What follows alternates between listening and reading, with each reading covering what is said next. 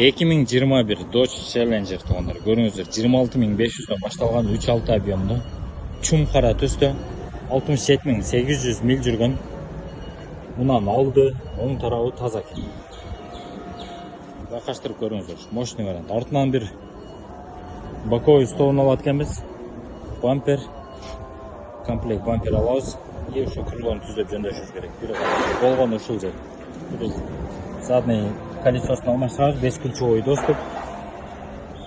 Электропакет, электроплавающее сиденье, мультироль, кожаный рульда.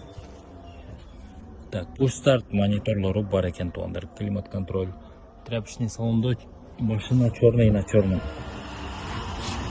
Көріңіздер, Carfax'та ұшыл жерден текшіріңіз. Подогрев задний зеркалдарда бар. Бұл жан шашында аябай жардам береді.